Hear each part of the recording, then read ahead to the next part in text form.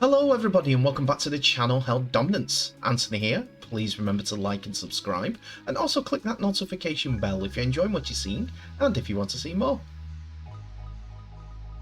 Coming up in this episode, more injury concerns for Hull KR and Tony Smith.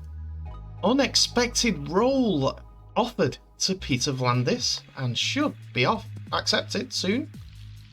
But we start with transfers and contract confirmations from this week. And we start this evening with Featherstone Rovers, as it's been confirmed that they have signed Leeds youngster Jack Broadbent for the rest of the 2022 season. Broadbent has made 5 appearances for the Rhinos in 2022 and is currently out of contract at the end of the season. A Leeds Rhinos graduate, he made his first team debut in 2020 and is a versatile player, playing at fullback, wing, and also his key position at centre.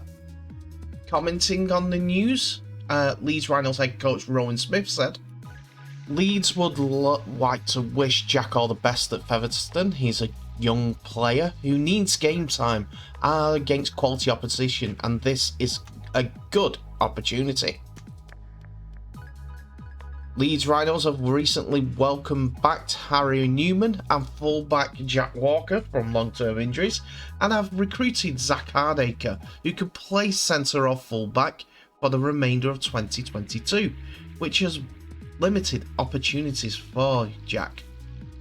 As we said, the contract of Broadbent with the Leeds Rhinos is coming to the end at the end of 2022, and he has been heavily linked with a move to Castleford for 2023. But the 21-year-old has broken his silence on the move to Featherstone Rovers. He put on Instagram, "What a roller coaster it has been. I've been at the club 7 years and made so many amazing memories and friends that I'll have for life. Would just like to say thank you to Leeds Rhinos for the opportunities they have given me, but feel it is the right time to move on for me to keep moving forward. I wish the boys nothing but the best.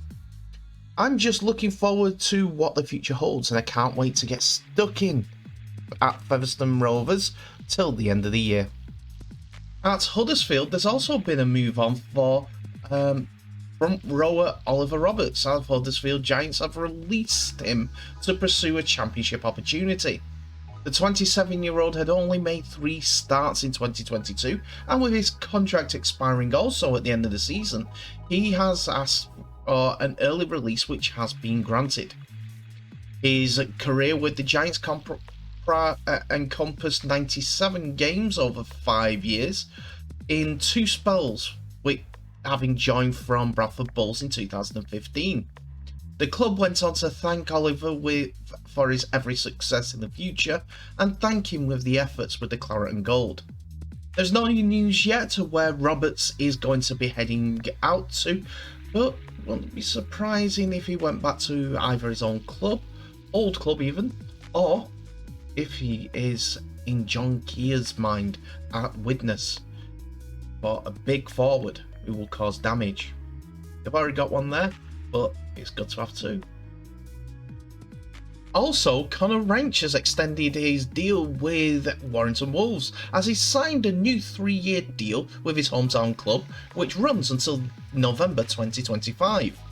The Woolston Junior came through the club's scholarship and academy ranks, making his first team debut against Castleford Tigers in the opening round last year.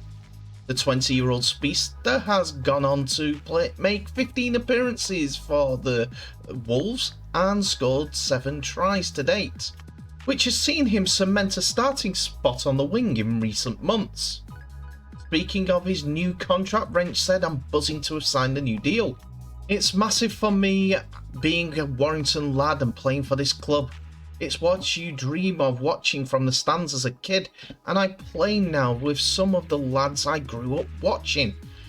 It's a big thing for me, and I'm happy to continue to do that in the future. It's been class having Daryl Powell's support.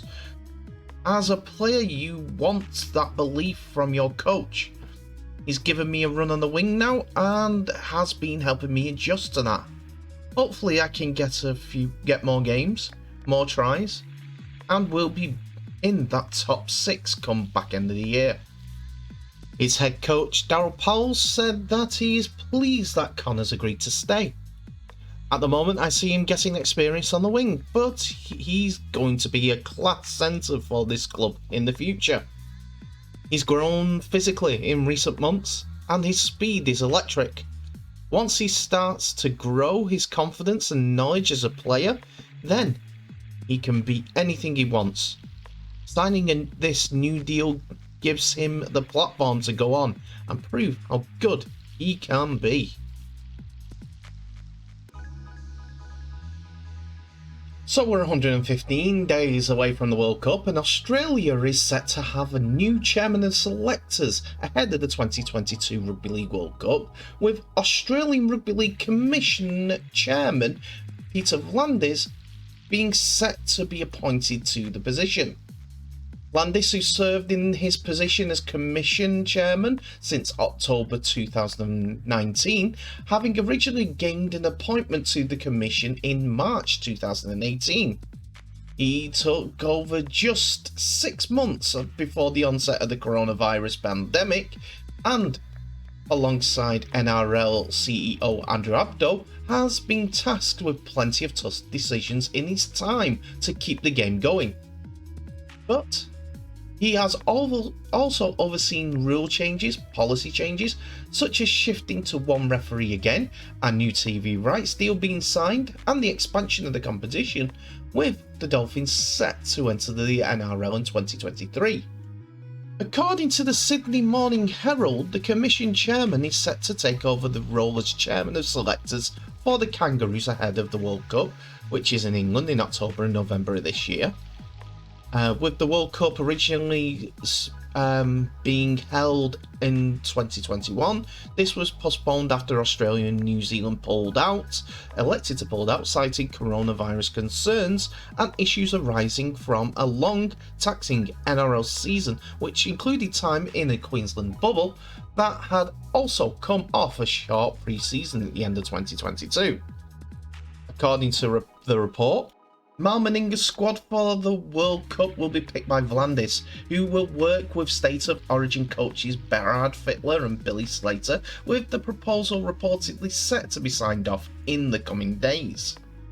Australia, though, have not played a single international game since before the corona pandemic, and while they will start as the tournament favourites, not so sure. The appointment of VLandys in the role, who never played a game at the top level, is sure to raise eyebrows. That being because he's been more focused on the growth of the NRL rather than the international game, due to the Australian Rugby League Commission being in charge of what money, who invest, and the rules of the game, which they don't have with International Rugby League. There's an International Rugby League board for that. It is, though, understood that the entire board and selection panel will be completely replaced under the new proposal, provided it is signed off on. Australia will name an extended squad in the coming weeks, which will then be cut before they travel to the England World Cup.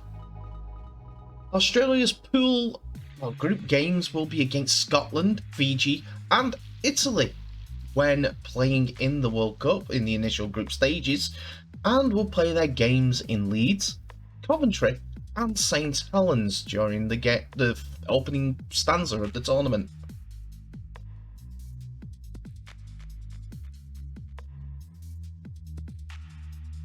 Hull KR forward Lewis Johnson has suffered another injury blow during his side's clash against St Helens at the Totally Wicked Stadium. The Robins have confirmed the 23-year-old will now miss up to 12 weeks of action, and the former Warrington youngster did leave the field with a ruptured pectoral, which means that he will go on into surgery later this week. Johnson had already missed the first 3 months of the 2022 season due to a foot injury and only returned against Castleford in May. Hull KR head coach feared the worst with the injury immediately after the match during round 15. During the post-match conference, Smith said it wasn't good news. He'd torn his pectoral and is potentially a lengthy injury, and was gutty for Lewis because he's not been that long back. Johnson had only played 4 games this season due to his injuries, and with a 12-week layoff, could be out for the rest of the season, I'm afraid. We'll have to see how he gets on, but good luck to him. But in other injury updates, the club have also issued a statement on the ongoing situation with the other injury players at Hull KR. Jordan Abdul with the quad tear and Brad Takarangi with a hamstring tear are continuing their respective rehabilitations with the club and are managing well. Kane Lynette is also progressing well following surgery on his ruptured bicep and may be available to feature within the team in the next 2 months. Dan Okoro underwent surgery to repair a ligament in his wrist and looks to make a comeback in September. Unfortunately, young Robin Charlie Cavana dislocated his kneecap during the reserves in their enthusiastic win over Huddersfield. He is expected to return to play within the next 6 weeks. It's been a wretched year for OKR when it comes to injuries. Their halfback pairing, Jordan Abdul and the recently returned Mikey Lewis, had seen the side slumping form coincide with the announcement of Tony Smith's decision not to continue with OKR at the end of the season. But we have to send our sympathies out to Lewis Johnson. Tall, good, second rower, solid, does his work, and Tony Smith was only making him better through the period there as his natural talent was coming through playing him lots in the team. Hopefully he does get a few games at the end of the year so that he can get fit. Never know, there could be an international side looking for a forward like him. We'll just have to wait and see.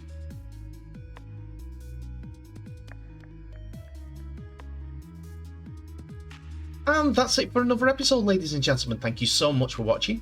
Please remember to like, subscribe and share this video worldwide. A little bit of transfer information at the beginning of this episode, going on to a good deal for Connor Wrench and Peter VLandys being on the Australian national team squad international team selection committee. That's a weird appointment, but a shrewd one. People are going to be taking the Rugby League World Cup and International Rugby League in a positive step. And seriously. Tell me what your thoughts are on Hull KR's injury issues. They've had quite a few, haven't they? Hull KR fans, who's been the biggest miss this year? I would say Mikey Lewis for it, but Kane Lynette, ruptured bicep, forward with that edge with Sean Kenny Dowell, it would have been a top left edge. Anyway, I digress. Thank you so much for watching. Please remember to share this video worldwide so that we can grow the great sport of rugby league and this channel. But in the meantime, please stay safe. I wish you all the best, and I'll see you in the next episode.